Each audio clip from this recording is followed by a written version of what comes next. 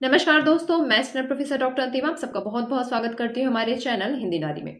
दोस्तों, यदि आप असिस्टेंट प्रोफेसर अभी बने हैं या निकट भविष्य में बनने वाले हैं या आपका सपना है कि आप असिस्टेंट प्रोफेसर बने, तो आज की वीडियो में आपके लिए बहुत ज़रूरी इंपॉर्टेंट बात है जो आपको आपके जॉब में बहुत काम देगी।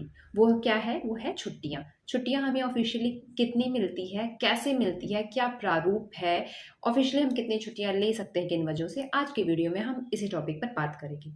तो सबसे पहले जो हमें छुट्टियां मिलती हैं वो है एकेडमिक्स ईयर के हिसाब से, not sessional year, academics year. Academics year कब से शुरू होता है? जुलाई टू जून, जबकि जनवरी टू दिसंबर नहीं। हमारी जो एकेडमिक्स ईयर शुरू होती है, स्टडी की जो एकेडमिक्स ईयर शुरू होती है वो है जुलाई टू जून। तो हमारी जो छुट्टियां होती हैं वो भी इन्हीं समय के लिए होती हैं। ठीक, तो सबसे पहले जो हमें इंपॉर्टेंट छुट्टी मिलती है वो है CL, कैजुअल लीव, जिसे आकस्मिक अवकाश भी कहते हैं।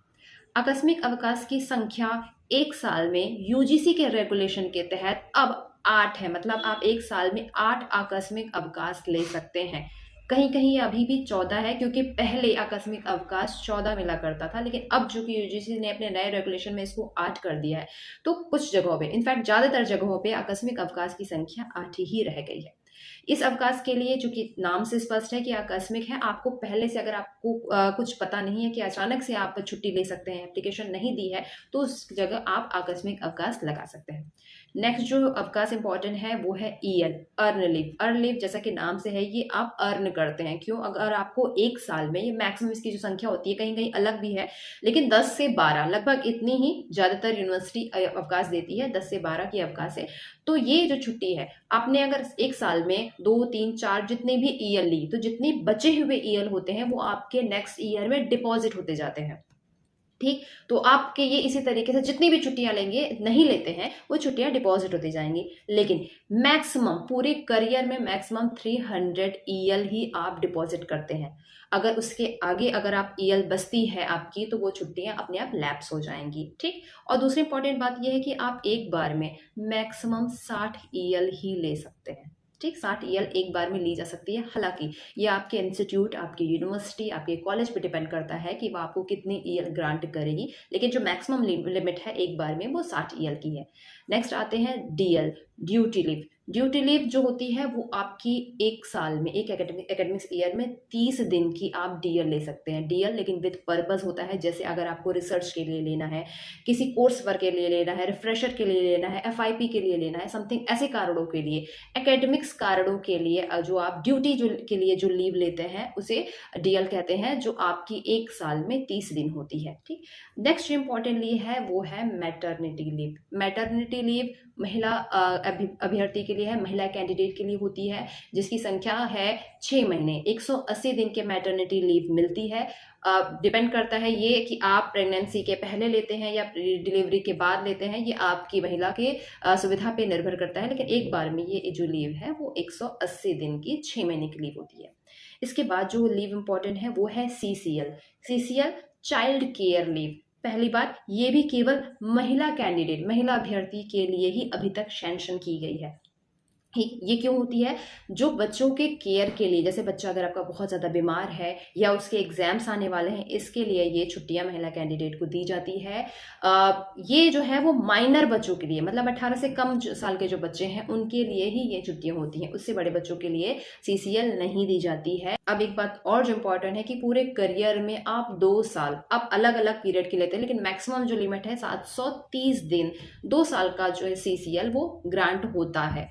आपको 15 से कम CCL नहीं ग्रांट होती है। ज़्यादातर केसों में आपको 15 से ज़्यादा CCL ही लेनी होती है, तभी आपकी CCL ग्रांट होती है। ठीक, जो नेक्स्ट जो इम्पोर्टेंट है वो है स्टडी लीव। स्टडी लीव की बात करूँ तो पूरे करियर में केवल 2 बार स्टडी लीव मिलती है। ये 5 साल की है। 5 साल की स्टडी लीव को आप अलग अलग करके ले सकते हैं, लेकिन बस 2 बार ही आपको स्टडी लीव के लिए आप अप्लाई कर सकते हो पूरे करियर में, पूरे आपके जो जॉब के करियर की बात कर रही हूँ। नेक्स्ट जो इम्पोर्टेंट लीव है सबैटिकल लीव, मतलब विश्राम अवकाश है। ये अवकाश आपके जॉब के 7 साल बाद ही आपको मिलेगी, उससे पहले आपको सबैटिकल लीव नहीं मिलती है।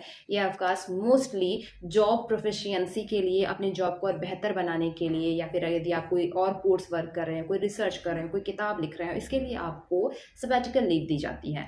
ठीक है, ये पूरे जॉब करियर में आपको 2 साल की ही मिलती है और एक बार में केवल आप 1 साल की सबैटिकल लीव ले सकते हैं, उसके बाद 1 साल की फिर ले सकते हैं। केवल 2 साल का एक जो पीरियड है उसमें आपको सबैटिकल जो लीव मिलती है।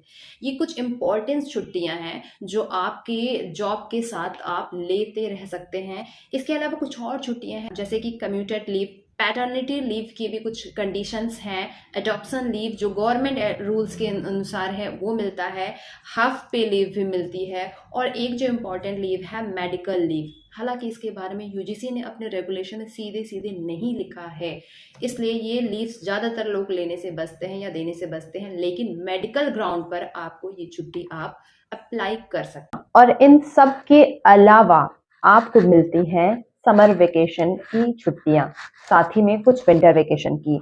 तो समर वेकेशन की बात करूं तो लगभग 1.5 महीना, 1 महीना 10 दिन या 1 महीना 15 दिन की आपको समर वेकेशन मिलती है। और लगभग आपको 1 वीक, क्योंकि विंटर वेकेशन की छुट्टियां बहुत ज्यादा डिफाइंड नहीं है, ये आपको 5 दिन से लेके 10 दिन तक की भी छुट्टियां विंटर वेकेशन की मिल सकती हैं।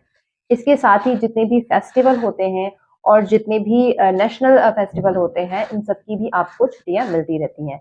तो जो पीरियड है पढ़ाने का, जो यूनिवर्सिटी का जो पीरियड है वो 180 डेज ही है।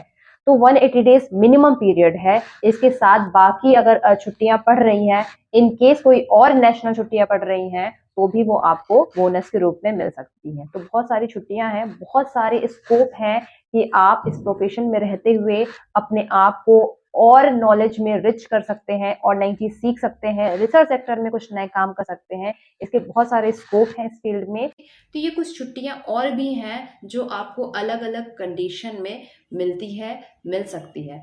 तो छुट्टियों से रिलेटेड ये सारी इन्फॉर्मेशन थी। अगर आपको छुट्टियों से रिलेटेड और कोई भी इन्फॉर्मेशन चाहिए तो मुझे मेल सेक्शन में या कमेंट में पूछें, किस प्रकार से मिलेगी, कैसे मिलेगी, क्या सर्टिफिकेट मिलता है, इन सभी डिटेल्स के साथ मैं आपका जवाब लेकर के वापस से प्रेजेंट हो जाऊंगी। ठीक है, आप सभी को ढेर सारी शुभकामनाएं। शुक्रिया।